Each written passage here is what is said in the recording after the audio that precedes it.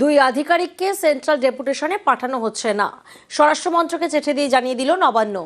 রাষ্ট্রপতির অনুষ্ঠান বিতর্কে দার্জিলিংয়ের তৎকালীন জেলা শাসক মনীশ মিশ্রকে ডেপুটেশন চেয়ে চিঠি দেয় কেন্দ্রীয় স্বরাষ্ট্র মন্ত্রক। শিলিগুড়ির পুলিশ কমিশনারকেও সেন্ট্রাল ডেপুটেশন চাওয়া হয়। ইতিমধ্যেই দার্জিলিংয়ের জেলা শাসক বদল, মনীশ মিশ্রের জায়গায় দায়িত্বে সুনীল আগরওয়াল।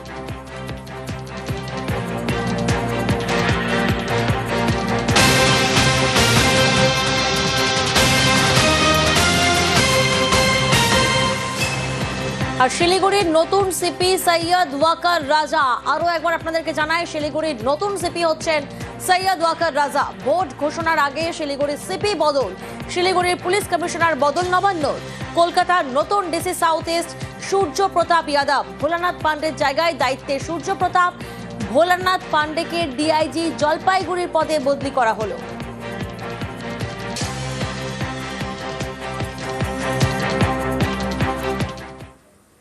ছাব্বিশের ভোটে কমিশনের নজরে 21-24-এর অশান্তি।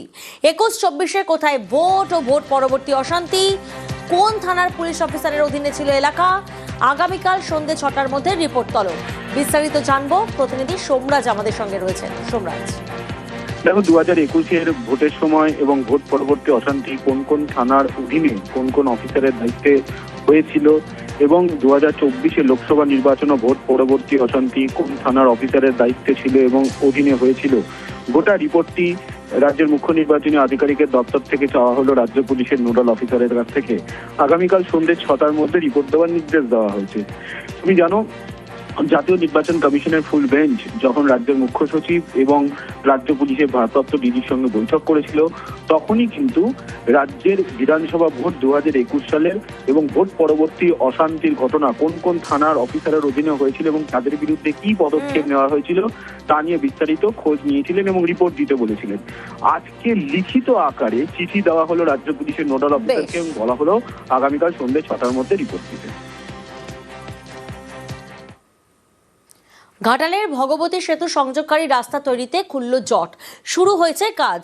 বরাদ্দ 3 কোটি টাকা। ধূপগুড়িতে তৈরি হচ্ছে পাকা রাস্তা। নদিয়া ও ডেবরায় শুরু হয়েছে রাস্তা সংস্কারের কাজ।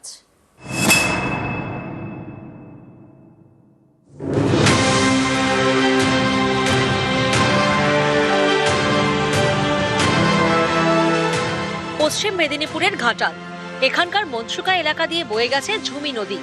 সেই নদীর উপর ভগবতী সেতু। 3 বছর আগেই শেষ হয়েছে ভগবতী সেতুর কাজ, কিন্তু তারপরও চালু করা যায়নি এই সেতু।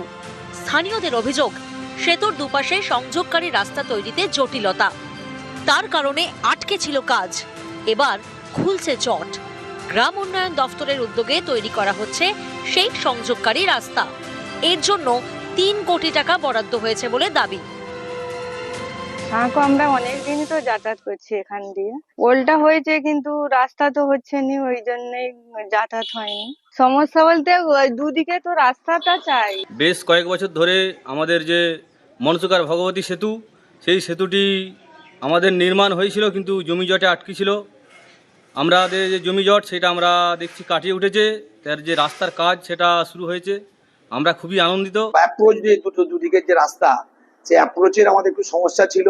সে অ্যাপ্রোচের জন্য তখন টাকা ধরা হয়নি, পরবর্তী সময়ে টাকা ধরা হয়েছে এবং এই মুহূর্তে ভগবতী ব্রিজের পূর্ব পাড়ের অ্যাপ্রোচের কাজ শুরু হয়ে গেছে এবং আগামী 1-2 দিনের মধ্যে আমরা এই পাড়ের কাজটাও শুরু করে দেব।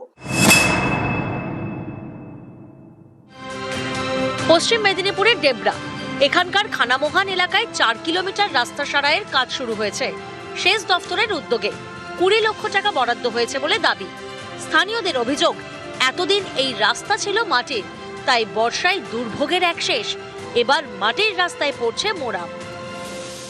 এখন কাজ হচ্ছে, স্কুল গাড়ি ঢুকতো না, বাচ্চাকে পৌঁছাতে হতো, খুব সমস্যা হয়েছিল অনেকদিন ধরে। হ্যাঁ, খুব খুশি। তো এটা প্রচন্ড কষ্টের মধ্যে থাকতে হতো আমাদের। দিদিকে বলোকে ফোন করি, ওখান থেকে জেলা পরিষদ থেকে ইন্সপেকশনে এসেছিলেন। তারপর এখন দেখছি 1 মাস হলো কাজ শুরু হয়েছে, আমরা খুশি।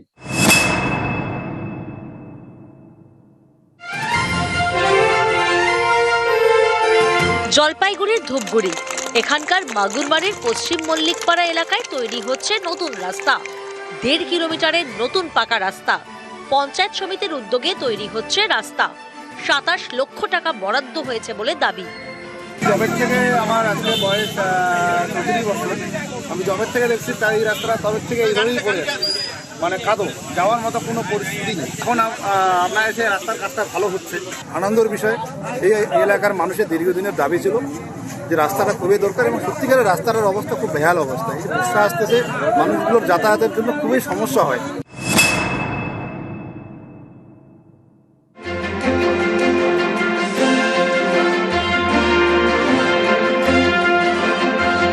নদিয়ায় পথশ্রীতে রাস্তা সারায়। এখানকার রানাঘাটের কুপার্স এলাকায় মোট 12টি ওয়ার্ড। অভিযোগ, সবকটি ওয়ার্ডেই এমন কিছু রাস্তা আছে যা ভাঙাচোরা। সেই সব রাস্তা সারাইয়ের কাজ শুরু হয়েছে। প্রায় 24 কিলোমিটারের এই রাস্তা সারাইয়ে 25 কোটি টাকা বরাদ্দ হয়েছে বলে দাবি। আমাদের এই রাস্তার দাবি ছিল, খুবই আমাদের এই রাস্তার জন্য অসুবিধা হচ্ছিল। আমরা নিজস্ব একটা কোনো পেশেন্ট নিয়ে যেতে পারতাম না রানাঘাট।